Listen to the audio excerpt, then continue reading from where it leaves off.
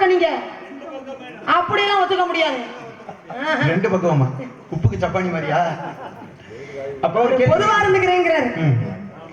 சரிம்மா, அந்த வைணவ கோயில்ல இஸ்லாமிய பெண்ணுக்கு ஒரு கோயில் ஒண்ணு இருக்கு அப்படின்னீங்களே, ஒரு சந்நிதி. அந்த இஸ்லாமிய பெண்ணாகப்பட்டவள் யாரு அப்படின்னா, அந்த பெண்ணுடைய பெயர் வந்து சுரதானி. சுரதானி என்ற பெண் வந்து என்ன மதம்? இஸ்லாமிய மதத்தில் இருக்கக்கூடிய ஒரு பெண்ணு. யாருடைய மகள் அப்படின்னா திப்பு சுல்தானுடைய மகள். திப்பு சுல்தான் யாரு அப்படின்னா, மைசூர் என்ற ஒரு ஊரை வந்து ஆட்சி செஞ்சாரு. எப்ப? 1887 ஆட்சி செஞ்சாரு. 1890ஆம் ஆண்டு வந்து அவர் வந்து இறந்துட்டார். போர்ல வந்து கொண்டுட்டாங்க. அப்ப திப்பு சுல்தான் வந்து என்ன மதம்? இஸ்லாமிய மதத்தில் இருக்கக்கூடியவர்.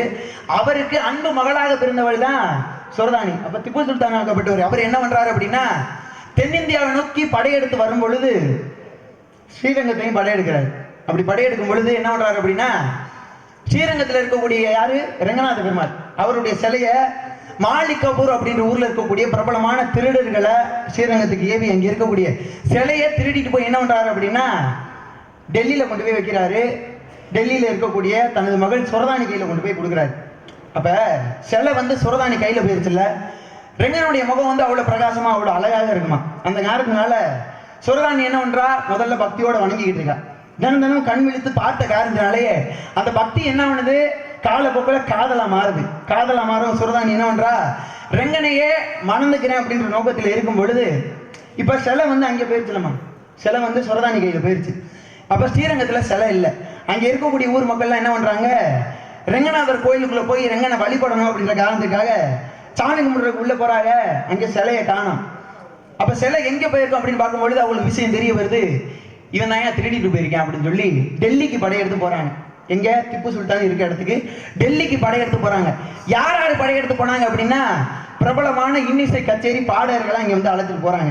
இப்ப அவங்க படையெடுத்து போனாங்கல்ல, ஒரு போர் புரிஞ்சு அந்த சிலையை வந்து மீட்டிட்டு வந்திருக்கலாம். ஒரு சமரசம் பேசி அந்த சிலையை வந்து மீட்டுட்டு வந்திருக்கலாம். எதற்காக? கச்சேரி பாடகர்களா இங்க அழைச்சிட்டு போனாங்க அப்படின்னா, அந்த கச்சேரி பாடகர்கள் ஒருவருடைய மனதையே மாற்றக்கூடிய அளவிற்கு கச்சேரி நடத்துவாங்க. அப்படி டெல்லிக்கு போய் திப்பு சுல்தான் முன்னாடி ஒரு இன்னிசை கச்சேரி நடத்தி திப்பு சுல்தானுடைய மனதையே மாற்றி அங்க இருக்கக்கூடிய சிலைய சுரதானிக்கு தெரியாம அந்த சிலையை மீட்டுட்டு வந்து என்ன பண்றாங்க அப்படின்னா, ஸ்ரீரங்கத்துல வச்சாங்களா? கிடையாது, திருப்பதியில கொண்டு போய் வைக்கிறாங்க. ஏன் ஸ்ரீரங்கத்துல வைக்கல? ஸ்ரீரங்கத்துல திரும்ப வச்சா திரும்ப வந்து திருட்டு பயல் வந்து திருடிட்டு போயிடுவாங்க இல்ல, அந்த காரணத்தினால திருப்பதியில கொண்டு போய் வைக்கிறாங்க. அப்ப சுரதானி கையிலையும் சிலை இல்லை, மீட்டுட்டாங்கல்ல. சுரதானி ஒரு நாள் என்ன பண்றா, காலையிலே கண் விழித்து குளிச்சு முடிச்சுட்டு ரெங்கனை வணங்கலாம் அப்படின்னு சொல்லிட்டு வெளில வந்து பாக்குறா, சிலையை காணோம்.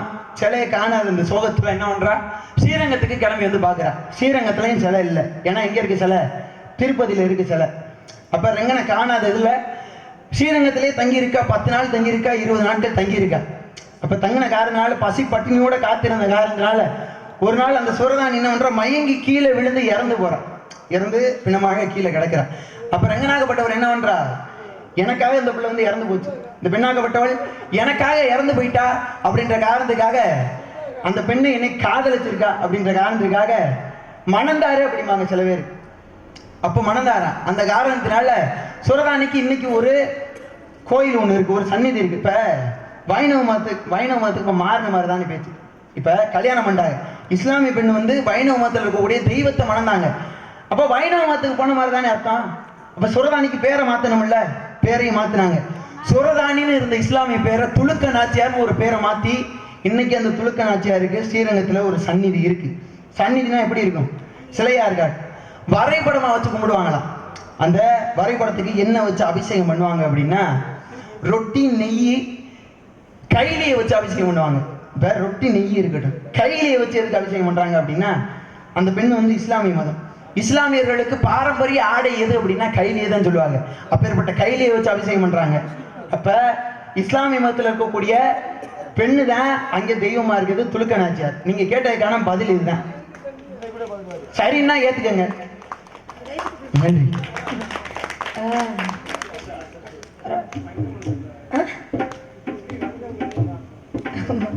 ரொம்ப அருமையா பேசுங்க, நல்லா தெளிவா மக்களுக்கு நல்லா புரிகிற மாதிரி. ரொம்ப பெரிய கதை. அந்த பெரிய கதையை ரொம்ப அழகா சுருக்கி எவ்வளவு சுலபமா மக்களுக்கு புரிய வைக்க முடியுமோ அந்த அளவுக்கு அழகா தலையாட்டாதப்பு எரிச்சலாத்தான் வருது. எனக்கு கையை தட்டி விட்டு எனக்கு சாதமா பேசி விட்டு படக்குன்னு அங்கிட்டு எங்க பொண்ணு தொண்டனுங்க அவரு. நம்பிக்கை வச்சிருந்தேன். ஆமா, நம்பிக்கை வச்ச நாரதர் எப்படி சொல்லிடுவாரு அப்படின்னு சொன்னாங்க. உண்மையிலே சொல்றேன், அதாவது ரொம்ப பேருக்கு ரொம்ப வருஷமா இருக்கிறவங்களுக்கு கூட இந்த தொழில் நுணுக்கம் தெரியாது. நம்ம நீங்க குறுகிய காலம் இப்பதான் வந்திருக்கீங்க, இந்த குறுகிய காலத்துக்குள்ள இப்பேற்பட்ட தொழில் நுணுக்கம் அப்படிங்கும் போது அது மிகப்பெரிய பாராட்டுக்குரியதான் இல்லையா? அருமையான விஷயம். என்ன தொழில் நுணுக்கம்னு கேட்க மாட்டீங்களா? தேங்காய் தேங்காய் உடைக்க மாட்டாங்க இந்த கோவில்ல. ஏன்னா தெய்வம் வந்து ஸ்ரீரங்க பெருமான் வந்து நிச்சயில இருப்பதாக ஒரு ஐதீகம். சயன கோலத்துல இருப்பாரு. அதனால இங்க தேங்காய் உடைச்சா அந்த சத்தத்துல அவருடைய நிஷ்டை கடைஞ்சிரும், அவருடைய சாபத்துக்கு ஆளாயிருவோம் அப்படிங்கிறதுக்காக இங்க தேங்காய் உடைக்க மாட்டாங்க. வெளியிலே உடைச்சு இந்த தேங்காயை துருவி பூவாக கொண்டு அபிஷேகம் பண்ணுவாங்களே தவிர தேங்காயை இங்க உடைக்க மாட்டாங்க. கொடி மரத்துல வச்சு உடைச்சு பூவா திருவி அபிஷேகம் பண்ணுவாங்க. சிலைய வந்து திருடிட்டு போனாங்கல்ல அப்படின்னு நீங்க சொன்னீங்க. ஆமா, திருடிட்டு போன சிலை வந்து மூலவரா உற்சவரா? என்ன இல்ல, சிலையை திருடிட்டு போனாங்கன்னு சொன்னீங்கல்ல. ஆமா, அது மூலவரா உற்சவரா? மூலவர் சிலையை திருடிட்டு போனாங்க. மூலவர்ங்கிறது உள்ள கருவறைக்குள்ள இருக்கிறவர். ஆமா, கருவறைக்குள்ள இருக்கிற தெய்வத்தை பாத்திருக்கீங்களா? ஸ்ரீரங்கத்துல பெரிய பாத்திருக்கீங்களா? உள்ள போன பக்கத்துல இருக்கக்கூடிய சிலை அதே சிலை மாதிரி சின்னதா ஒண்ணு இருக்கும்ல, வலை ஒளியில ஓடிக்கிட்டு இருக்கு, போட்டாங்கன்னா மாட்டிக்கிறோம். அதாவதுமா பேச முடியாது. யானைக்கு அடிச்சிருக்கு, யானைக்கு அடிச்சிருக்கு, மனுஷனுக்கு அடிக்கடிச்சிருக்கு, ஒரு மாதிரி சறுக்குற மாதிரி இருந்துச்சு. நீங்க யானையும் இல்ல மனுஷனும் கிடையாது. அப்படியா? என்ன இப்ப எனக்கு சறுக்குதுனால நான் மனுஷி அடிச்சு தெரிஞ்சுக்கிறோம், இல்ல ஒரு தவறு கூட இருக்கலாம், அதை கூட ஒண்ணும் பிரச்சனை இல்லை. நீங்க நாரதர்ல நான் மனுஷனே கிடையாதுங்கிறீங்களே, வேற என்ன பேய் பிசாசா? வெளியில நாரதர், உள்ள இருக்கிறது யாரு? நான் இந்த இடத்துல இருந்து தான் சொல்றேன். நீங்க வந்து தெய்வமும் கிடையாது, மனிதனும் கிடையாது, தெய்வத்துக்கு சமமானவர். அப்படியாமா? அப்படி இருக்கும் பொழுது இப்படி பேசக்கூடாது இல்ல. சரிம்மா, கேள்வி ஒண்ணு கேட்டீங்க, ரொம்ப அருமை. அதனால இப்ப சிவலிங்கம் சாட்சி சொன்ன கதை அப்படிங்கிறாங்களே, அதுக்கு விளக்கம் என்ன? அதுக்கு முன்னாலே ஒண்ணு கேட்டீங்க, மகாபாரதத்துல ஏன் 100 பேர் இறந்தாங்க அப்படின்னு நீங்க கேட்டீங்க இல்லையா? எல்லாரும் வந்து சொல்ற விஷயம் தான், சொத்து பிரச்சனை, அதனால சண்டை போட்டாங்க, பிரிஞ்சுட்டாங்க. மகாபாரத போர்ல 100 பேருமே இறந்து போயிட்டாங்கல்ல. இறந்து போனோடனே திருதராசர் என்ன பண்ணாரா, கிருஷ்ணரை கூப்பிட்டு கேட்டார், கிருஷ்ணா இங்க வா, எனக்கு 100 பிள்ளைகள் இருக்கு, 100 பிள்ளைகள் இருந்தோம், நான் இறக்கும் போது எனக்கு கொல்லி போட கூட ஒரு பிள்ளை இல்லையே, ஏன் அப்படின்னு கிருஷ்ணர் ரவி கேட்கிறேன். இந்த ரொம்ப சோகத்திலே மிகப்பெரிய சோகம் என்ன தெரியுமா? புத்திர சோகம். பெத்த அப்பா இருக்கும் போது தான் பெத்த பிள்ளைக்கு தான் கையால் அப்பையும் போய் கொல்லி வைக்கிறாரு பத்தியில, அது மாதிரி ஒரு கொடுமை வேற எதுவுமே கிடையாது. ஏன்னா நமக்கு புள்ள ஆம்பளை பிள்ளை பிறந்தனால கிராமத்துல என்ன சொல்லுவா, அப்பாடா கொல்லி போட ஒரு பிள்ளை பிறந்துட்டேன்ப்பா ஆம்பளை பிள்ளை அப்படின்னு நம்ம சொல்லுவோம். ஆனா அந்த பிள்ளைக்கு போய் நம்ம கொல்லி வச்சோம்னா அது எவ்வளவு பெரிய கொடுமையான விஷயம். அதனால திருதாசன் கேட்கிற, எனக்கும் கண் பார்வை தெரியாது, நாட்டையும் ஆட முடியாது, எனக்கு இப்படி ஒரு குறை, பிறந்த 100 பிள்ளைகளை எனக்கு கொல்லி போட கூட பிள்ளை இல்லாம போயிருச்சு, ஏன் கிருஷ்ணன் அப்படி, இப்பேற்பட்ட கொடுமை எனக்கு ஏன் இப்படி நடந்தது அப்படின்னு கிருஷ்ணரை கேட்கிறேன். அப்பதான் கிருஷ்ணர் ஒரு கதை சொல்றாரு, திருதராசா உனக்கு நான் ஒரு கதை ஒண்ணு சொல்றேன், இந்த கதையில யாரு மேல தவறுங்கிறத நீ சொல்லு அப்படிங்கிற. ஒரு மன்னன், நாட்டை ஆளக்கூடிய மன்னன் இருக்காரு, மன்னனுடைய அரண்மனையில ஒரு சமயக்காரன் ஒரு நாள் ஒரு மாமிச உணவை கொண்டு வந்து சமைச்சு வச்சாச்சு. மன்னர் சாப்பிட்ட உடனே மன்னர் என்ன சொல்றாரு, இந்த கறி ரொம்ப சுவையா இருக்கு, இதையே தினமும் சமைச்சு கொண்டு வா. அதான் எங்க போறிய, எங்கத்தான் போறிய? இல்ல போயிட்டு வர மாதிரி இல்ல, வீட்டுக்கு போற மாதிரி இல்ல தெரியுது, வருவீங்களா? போயிட்டு சீக்கிரம் மிரட்டி விடாது எங்க ஆயாது. அப்படியா? அப்ப என்ன சொல்றாரு மன்னர், தினமும் அந்த கறியை சமைச்சு கொண்டு வந்து வையின்னு சமயக்காரன் சொல்லியாச்சு. சமயக்காரன் தினமும் சமைச்சு கொண்டு வந்து வச்சுக்கிட்டு இருக்கான். இது தினமும் அன்றாடப்படி நடந்துகிட்டே இருக்கு. ஒரு நாள் மன்னர் கேட்கிறார், எப்பா இந்த கறி ரொம்ப சுவையா இருக்கே, இது என்ன கறி அப்படின்னு ஒரு நாள் கேட்கிறாரு தடுத்து. அப்ப அரண்மனை அந்த சமயக்காரன் என்ன சொல்றாரு, மன்னா இது நம்ம அரண்மனையில அன்னப்பறவை ஒண்ணு இருந்துச்சு பாத்தீங்களா, இந்த அன்னப்பறவை 100 முட்டை இட்டு 100 குஞ்சுகளை பொறிச்சு இருந்துச்சு, அதுல ஒரு குஞ்சதான் முத நாள் உங்களுக்கு சமைச்சு கொண்டு வந்து வச்சேன், நீங்க இதையே சமைச்சு கொண்டு வந்து வையினீங்க, தினமும் நானும் உங்களுக்கு சமைச்சு கொண்டு வந்து வச்சேன், இன்னையோட அந்த 100வது அன்னப்பறவை முடிஞ்சிச்சு அப்படின்னு சொல்றார். சொல்லிட்டு கிருஷ்ணர் என்ன கேட்கிறாரு, திருதராசா இது 2 பேர்ல யாரு மேல தவறு நீங்க நினைக்கிற அப்படின்னு கேட்கிறார். சொல்லும்போது திருதராசன் உடனே என்ன சொன்னாரா, மன்னன் மேலதான் தவறு அப்படிங்கிறார். எப்படி மன்னன் மேல தவறு அப்படின்னு கேட்கிறார். சமயக்காரனுக்கு என்ன வேலை, மன்னர் என்ன சொல்றாரோ அதை சமைச்சு கொண்டாந்து வைக்கிறது அவனுக்கு வேணும் இல்லையா? ஆனா அந்த மன்னன் என்ன பண்ணிருக்கணும், முத நாள் சமைச்சு கொண்டு வந்து வைக்கும் பொழுது இது என்ன கறின்னு கேட்டிருந்தா அது அன்னப்பறவையினுடைய குஞ்சுன்னு சொல்லி இருந்தானா எப்ப அது மிகப்பெரிய பாவம், சமைக்க கூடாது, இன்னையோட சரி, இனிமே சமைக்காதுன்னு சொல்லி இருந்திருக்கலாம். ஆனா அவன் என்ன சொல்லிட்டான், ருசியாக இருந்த காரணத்தினால தினமும் அதையே கொடுன்னு சொன்னால 100 குஞ்சுகளையும் அவன் ஒரு ஆளை சாப்பிட்டுட்டான். அப்ப கண்ணிருந்தும் குருடனா இருந்தான் இல்லையாவே, இந்த விஷயத்த கேட்கல, கண்ணிருந்தும் குருடனாக இருந்த காரணத்தினால அவன் மேலதான் தவறு அப்படின்னாரா. அப்பதான் கிருஷ்ணர் சொன்னாரா, கண்ணிருந்தும் குருடனா போன பிறவில இருந்தானே மண்ணே, அந்த மண்ணை யாரும் கிடையாது, அது நீ தாண்டான. போன பிறவில கண்ணிருந்தும் குருடனா இருந்த காரணத்தினாலதான் அந்த அன்னப்பறம் 100 குஞ்சுகளை சாப்பிட்டார இல்லையா, அதனுடைய தாய் பறவை இட்ட சாபம், எப்படி என்னுடைய 100 குஞ்சுகளை நீ அழித்தாயோ அதுபோல அடுத்த பிறவிலே கண்ணிருந்தும் குருடனாக இருந்த நீ அடுத்த பிறவிலே குருடனாகவே பிறந்து உனக்கு பிறக்கும் 100 குழந்தைகளும் இல்லாமல் போகட்டும் அப்படிங்கிற சாபம். அதனாலதான் இந்த 100 பிள்ளைங்க மகாபாரத போர்ல இல்ல. நன்றி நன்றி நன்றி கிடந்த வணக்கம். திருப்பி கேட்போமா? சரிமா. அது அண்ணே அது சும்மா சாதாரண விஷயம், நடைமுறையான விஷயம். அப்ப வந்து ஆத்துல வெள்ளப்பெருக்கு வரும், வெள்ளப்பெருக்கு வரும் பொழுது என்ன ஆகும்னா அந்த மணலை எல்லாம் அரிச்சுக்கிட்டு போயிடும். அதனால அப்ப உள்ள காலகட்டத்துல என்ன பண்ணாங்கன்னா களிமண்ணால விநாயகர் பெருமானுடைய உருவத்தை செஞ்சு அதை கொண்டே நம்ம ஆத்துல கரைச்சோம் அப்படின்னா அந்த களிமண்ணாகப்பட்டது மண்ணை தடுத்து கொண்டு போகாம தக்க வச்சுக்கணும் அப்படிங்கிறதுக்காக அந்த காலத்துல அது ஒரு முறையா கொண்டு வந்தாங்க. இப்ப எங்க களிமண்ல செய்யறாங்க, சிமெண்ட்ல செய்யறாங்க. எப்படி கரைங்க? சரி, அப்படியே கரைக்க போறாங்க, ஆத்துல தண்ணி வருதா? அதுவும் கிடையாது. காலங்கள்லாம் ரொம்ப மாறி போச்சு. இதெல்லாம் ஒரு காலகட்டத்தில் அப்படிலாம் இருந்தது. ஆமா, என்னாச்சு என்னாச்சு தர்க்கமே முடியல, போடு பேசாம. அட வேணானே விடுங்க. என்னாச்சு? ஆமா, மணி எத்தனை? 4 தானே ஆகுது. நம்ம ஊர் 7 மணி வரைக்கும் நடத்துவோம், ஒன்னும் பிரச்சனை இல்லை. 7 மணி. நீங்க எந்த ஊரு? காரைக்குடியா? காரைக்குடி தானே. 7 மணிக்கு நாட முடியும். ஆமா, சரி, ஒன்னும் பிரச்சனையா?